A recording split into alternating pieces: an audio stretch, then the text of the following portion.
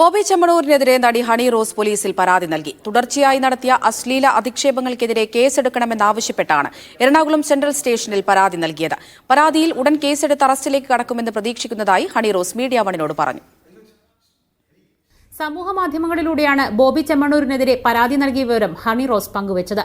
ബോബി ചെമ്മണൂരിന്റെ അശ്ലീല പരാമർശങ്ങളും സമൂഹമാധ്യമങ്ങളിലൂടെയുള്ള അധിക്ഷേപങ്ങളും മൂലം ഏറെക്കാലമായി താനും കുടുംബവും വലിയ മാനസിക ബുദ്ധിമുട്ടുകളാണ് അനുഭവിക്കുന്നതെന്നും പരാതി നൽകിയതിലൂടെ വലിയ ആശ്വാസവും സമൂഹത്തിൽ നിന്നുള്ള പിന്തുണയും ലഭിക്കുന്നുണ്ടെന്നും ഹണി റോസ് മീഡിയ വണിനോട് പ്രതികരിച്ചു. ഞാനും എന്റെ ഒരു കുടുംബവും കുറെ നാളുകളായിട്ട് അത്രയ്ക്കും മാനസികമായ ബുദ്ധിമുട്ടിലൂടെ കടന്നു പോവുകയായിരുന്നു.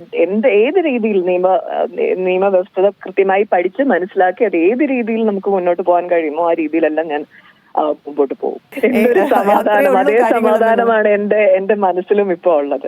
സമൂഹമാധ്യമങ്ങളിലൂടെ അശ്ലീല പരാമർശങ്ങൾ നടത്തിയെന്ന ഹണി റോസിന്റെ ആദ്യ പരാതിയിൽ ഇതുവരെ 27 കേസുകളാണ് പോലീസ് രജിസ്റ്റർ ചെയ്തിരിക്കുന്നത്. 20 പ്രതികളെ തിരിച്ചറിഞ്ഞിട്ടുണ്ട്.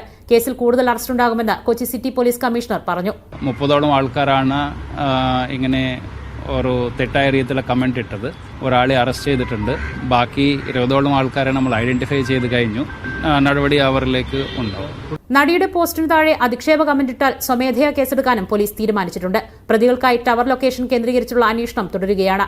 വ്യാജ ഐഡികളാണെങ്കിലും ലൊക്കേഷൻ കണ്ടെത്തി പ്രതികളെ പിടികൂടാനാണ് പോലീസിന്റെ തീരുമാനം. മീഡിയ 1 കൊച്ചി.